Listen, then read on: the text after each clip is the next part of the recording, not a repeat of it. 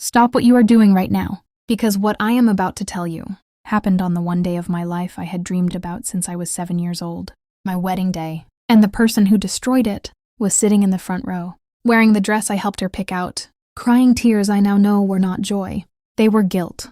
My name is Serena. I was 31 years old, and on the day I was supposed to walk into the happiest chapter of my life, I walked straight into the worst betrayal I have ever experienced. But here's what nobody saw coming, including her. I was ready. Let me take you back exactly 14 days before my wedding. I am in my kitchen 11 p.m., still in my work clothes, going through the final guest list. My phone buzzes. Unknown number. I almost don't answer. I answer. The voice on the other end is a woman. Calm. Deliberate. Like someone who has been rehearsing this call for a long time. You don't know me, she says. But I know your secret. And I think you should know. Someone sold it. I sat down very slowly. Who are you? I asked.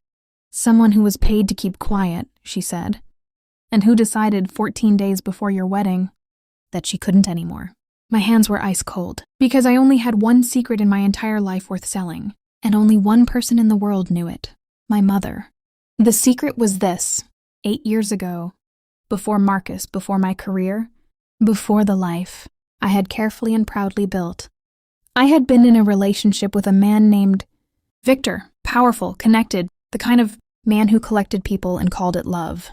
When I found out what Victor actually did, the people he hurt, the lives he destroyed behind a very polished surface, I had gone to the authorities, quietly, anonymously. My testimony had been a small but critical piece of a case that eventually took him apart. Victor never knew it was me. I had told my mother because I needed one person to know. One person to understand why I had suddenly moved cities, changed jobs, rebuilt everything from nothing. She had held my hands and said, "You were so brave. This stays between us, forever." Forever lasted 6 years. The woman on the phone told me everything. My mother had been approached 8 months ago by someone connected to Victor's circle, someone who had spent years quietly, looking for the anonymous witness, who had helped bring him down. They had offered money. Significant money. My mother had taken it, and in taking it, she had given them my name, my address, my upcoming wedding date, the name of the man I was marrying. I sat in my kitchen for a very long time after that call ended. Then I did something my mother never expected. I called Marcus, not to tell him everything, not yet, but to tell him one thing. I need you to trust me completely for the next 14 days. Can you do that? Without hesitation, he said, always. I had 14 days, and I used every single one of them. I contacted the detective who had handled the original case. I contacted a lawyer. I documented everything the woman on the phone had told me, with her agreement to provide a formal statement. I quietly, methodically built something that my mother had no idea was coming. And on the morning of my wedding, I got dressed in my white dress, put flowers in my hair, and walked calmly toward the most important moment of the plan. My mother was in the bridal suite, adjusting her lipstick in the mirror. She looked at me with warm, steady eyes. "You look perfect, sweetheart," she said. "Thank you, Mom," I said. And I smiled at her, completely, warmly, because the envelope was already with my lawyer. The statement was already filed, and 2 people were already waiting quietly outside the venue. The ceremony was beautiful. Marcus and I said our vows with shaking voices and steady eyes. The room was full of people we loved. The flowers were exactly right. The music was everything. And my mother sat in the front row and cried and looked like the picture of a proud, loving parent. The reception began.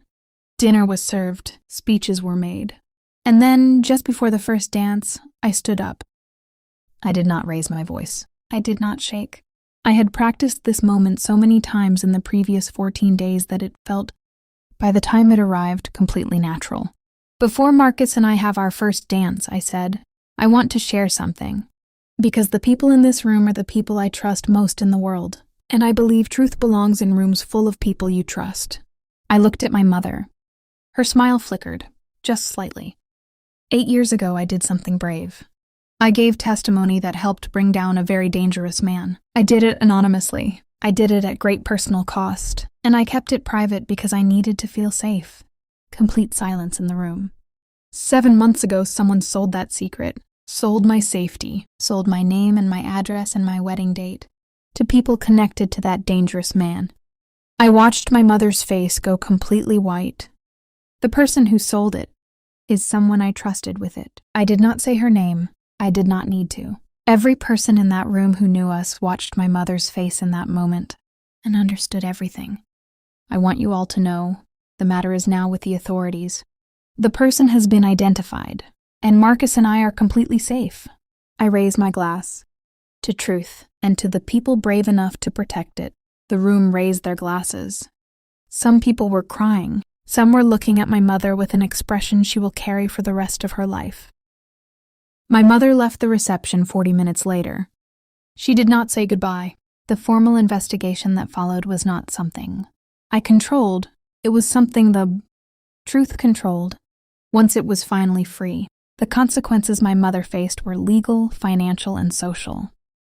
All of them deserved. None of them arranged by me. Beyond the single act of telling the truth in a room full of witnesses, Marcus held my hand through every part of what came after. Every difficult phone call, every court appearance, every morning I woke up and had to remind myself that protecting yourself is not the same as cruelty. We danced our first dance at midnight that night. Late, after everything, just the two of us on an empty floor, while the remaining guests sat quietly around the edges of the room. It was the most honest moment of my life. Here is what my wedding day gave me, underneath all the pain.